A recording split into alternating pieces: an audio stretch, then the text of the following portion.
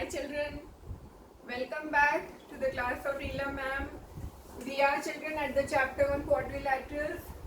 We are going to complete this chapter today. We have only 2 questions left of the last exercise of this chapter, that is exercise 8.2. We have completed all the other questions. The last 2 questions are left and we should be completing those today. Alright? So we are at exercise 8.2, question number 6. Right.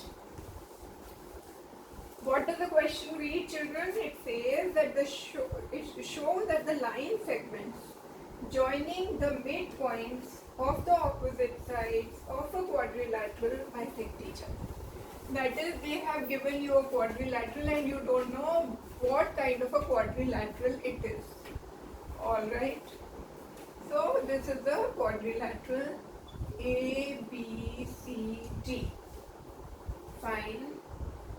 Now, they want you to prove, they are saying that show that the line segments joining the midpoints of the opposite sides. What are the opposite sides? These are the opposite. DC is opposite to AB, CB is opposite to D. What they are saying is that if we take the midpoints of all these sides and we join the midpoints of the opposite sides, that is like this. Let us name them, children. P, Q, R, S. P, Q, R, S are the midpoints of the sides AD, DC, CB and BA. And they want you to prove that these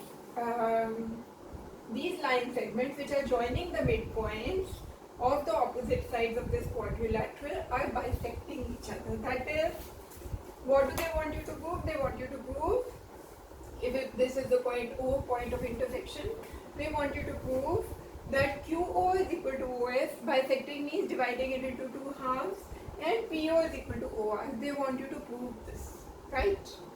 So, let us write what is given.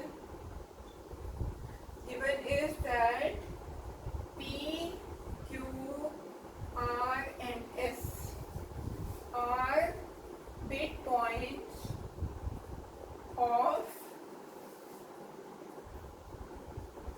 AD, DC, CB and BA, right? And they want you to prove that PR, that is the line segment joining the 2 midpoints of the opposite sides of the quadrilateral, PR bisects QS and vice versa. Vice versa what? And QS bisects PR. This is what they want you to prove. PR bisects QS and QS bisects PR. They want you to prove this. That is, what do they want you to prove? They want you to prove that PO is equal to OR and QO is equal to OS. They want you to prove this. Alright? Now children, दिमाग के घोड़े जोर जोर से दौड़ाओ कि भाई क्या करें? How do we prove this? Again I am telling you children, in the exam you do not know that this question has come as a question of which chapter that we have studied. So you have to think of all the theorems that you have studied. Because they have given you the input data on midpoints, that means start thinking immediately, does it apply to midpoint theorem? Should we apply midpoint theorem? Yes, we should apply midpoint theorem. अब कहाँ apply करें midpoint theorem? So let us think of a triangle where the 2 arms have the midpoints P and Q. What would be that triangle, children? A, B, C. So if I make a construction here,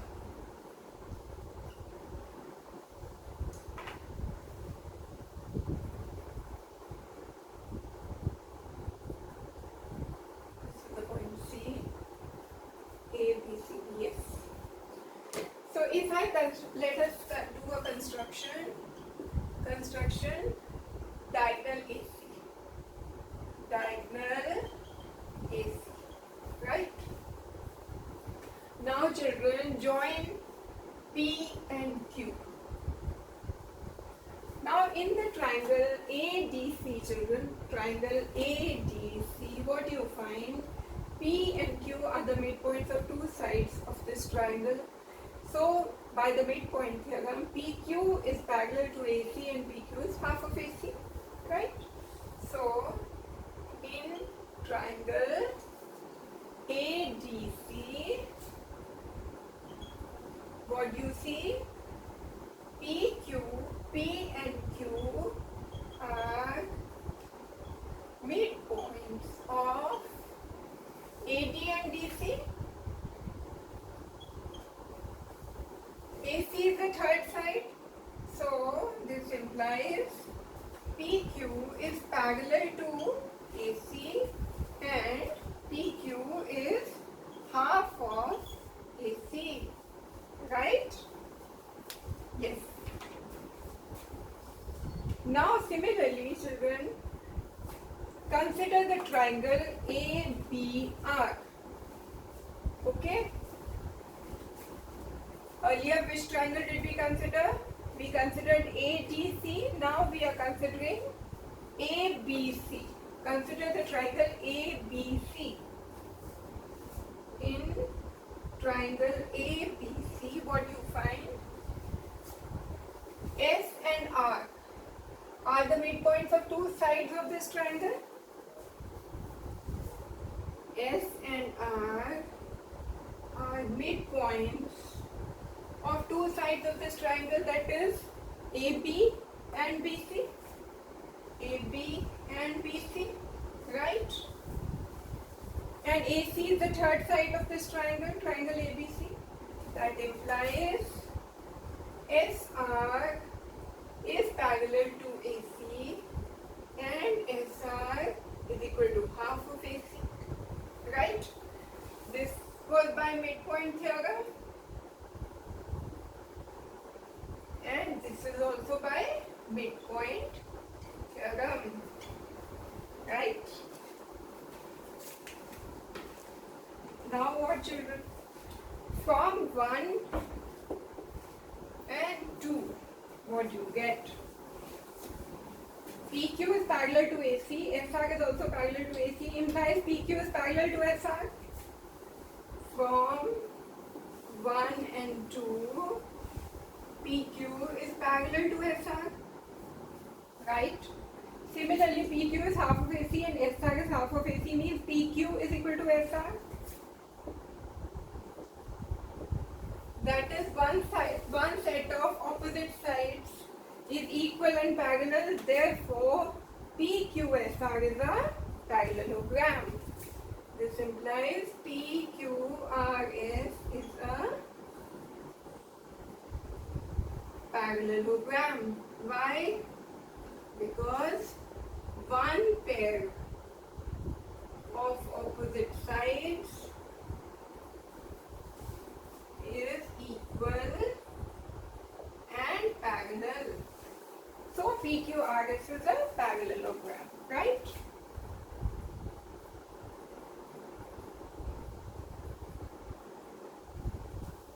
Right. Now what? Proof तो हमें कुछ और करना है. क्या proof करना? We have to prove that the diagonals bisect each other.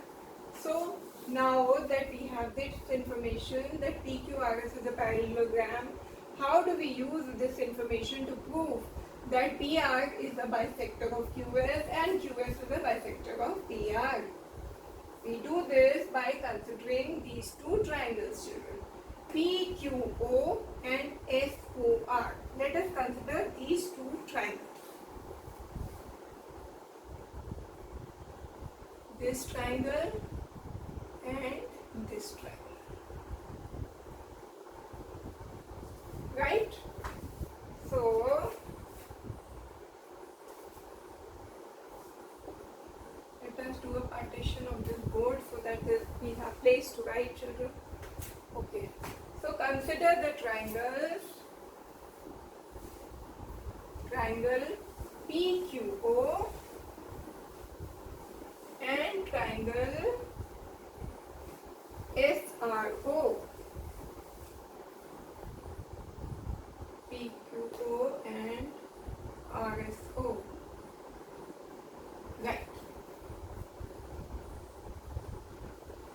children, in these two triangles, see how you can prove that they are congruent. You know that PQ is parallel to RS. That means this angle is equal to this angle. Which angle, children? PQO is equal to RSO.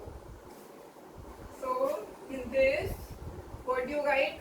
You write PQ angle PQO is equal to angle RSO. Right? Why? Because PQ is parallel to SR.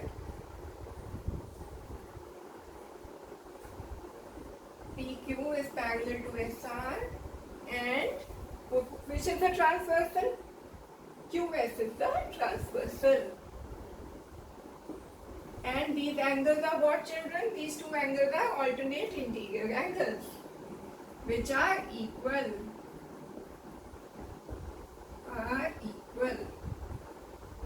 Right? Now there is another pair which is equal. What is that? It is angle QPO, this angle, and this angle SRO. Same logic, children. Here the transversal is PR and the parallel lines are PQ and SR. So how do you write that down? You write angle QPO is equal to angle SRO. Why? Because PQ is parallel to SR and what? Which is the transversal? PR is the transversal here. And they are again alternate interior angles which are equal. Fine. And you also know, because PQRS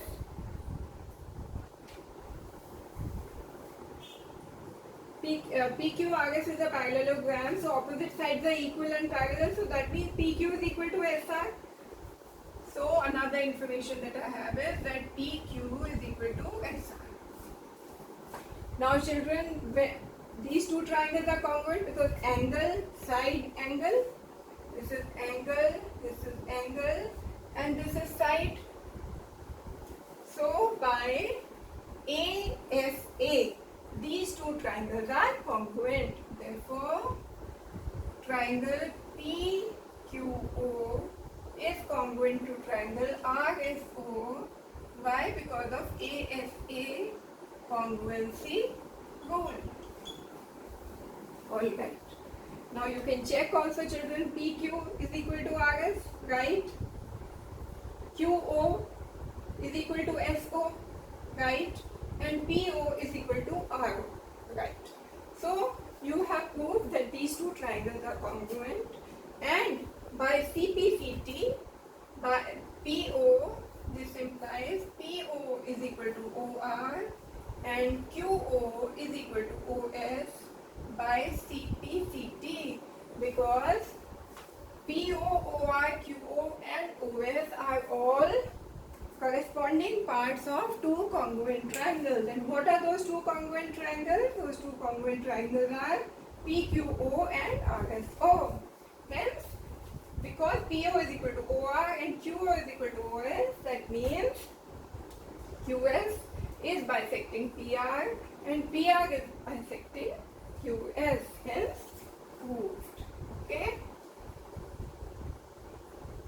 Done, children? Alright. Now children, we are at the last question of this exercise. Question number 7.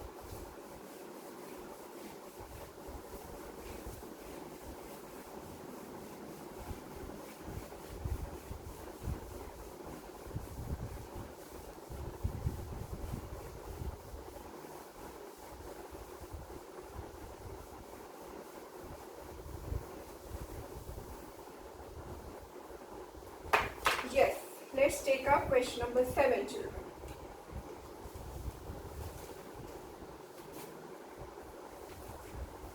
Now here, children, they have given that ABC is a triangle right angled at C.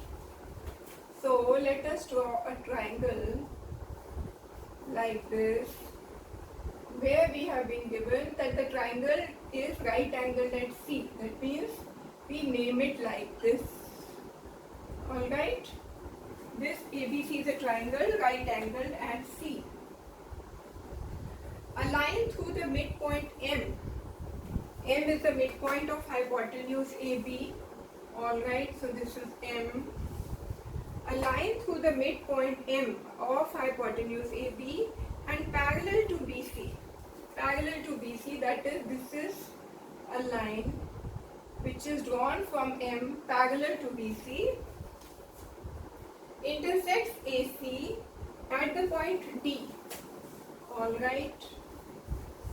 Then we have to prove three things. So let us first write what all is given to us. We have been given that angle BCA is equal to 90 degree. First information. Second information I have is that M is midpoint of BA, which implies what, children? BM is equal to MA, right? Another information I have is that MD is parallel to BC. These are the three sets of information that we have. Now let us see what they want you to prove. The proof is in three parts, children. One is that you have to prove that D is the midpoint of AC. D is midpoint of AC. Alright. Second they want is to prove that MD is perpendicular to AC. And third is that CM is equal to MA is equal to half of AB. Right. Now, how do we go about this? Let us look at the first part, children. We have to prove that D is the midpoint of AC. Now, look at this, children. This is plain use of the theorem, midpoint theorem. Why? Because the converse of the midpoint theorem says that if a line is drawn from midpoint of one side of a triangle parallel to the third side, then it goes and intersects the second side and bisects it. So, because MD, and because M is the midpoint of AB, MD is parallel to BC, that means D is the midpoint of CA. This is the midpoint theorem. So, the first part is the direct implication of the midpoint theorem. D is midpoint of CA. Why? Because M is midpoint of BA and MD is parallel to BC.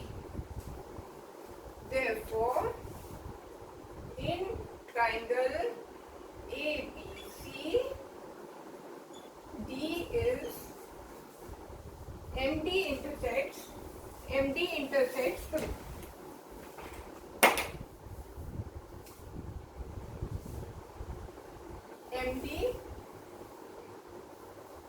bisects CA by midpoint theorem. Alright. Now MD bisects DA means what? This implies CD is equal to DA. Right? Because D is MD is the bisector of CA by the midpoint theorem. So first part has been proved. Hence, first part has been proved. This was plain application of the midpoint theorem. Now what is second part? Second part says that you have to prove that MD is perpendicular to AC.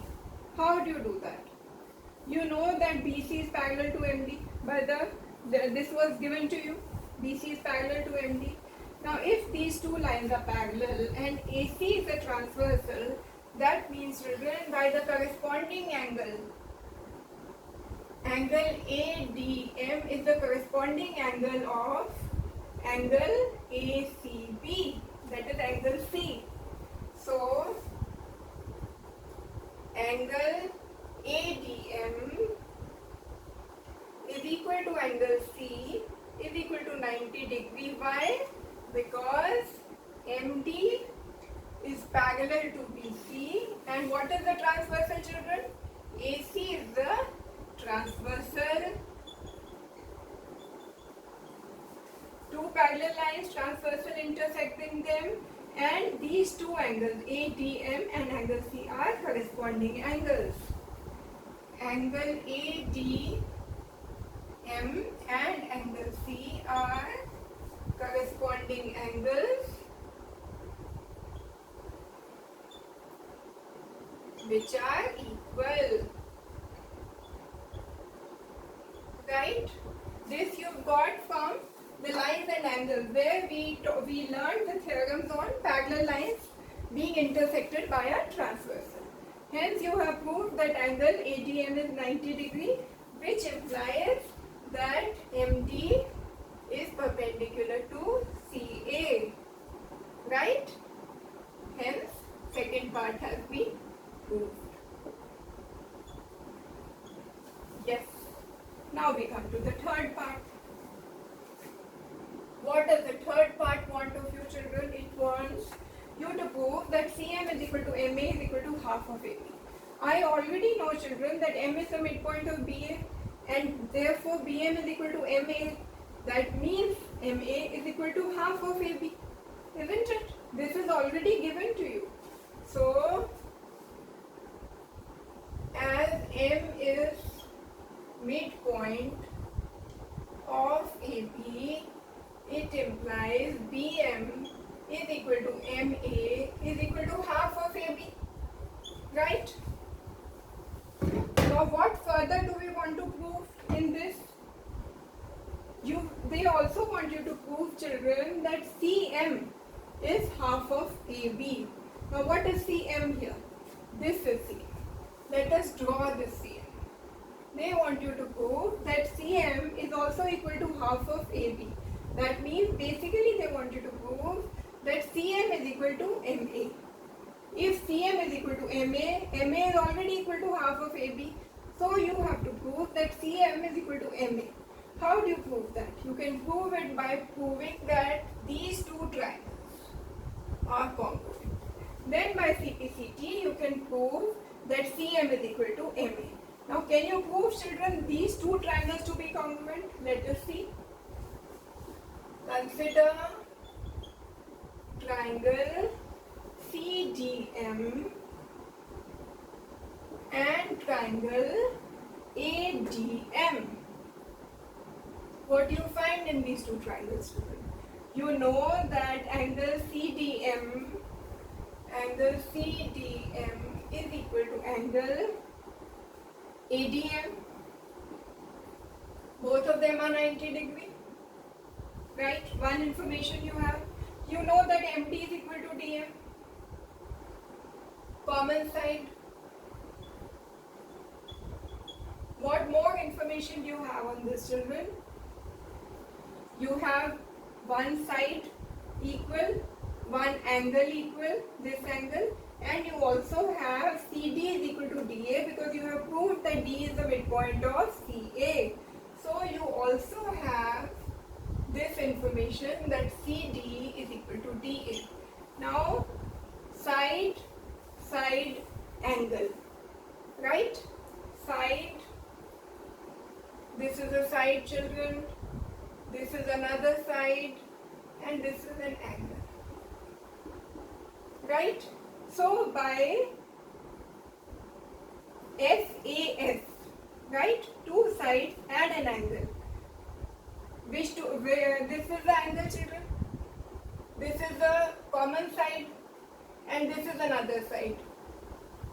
CD is equal to DA. This is common, so you can see it is an included angle, which is a mandatory condition to apply SAS.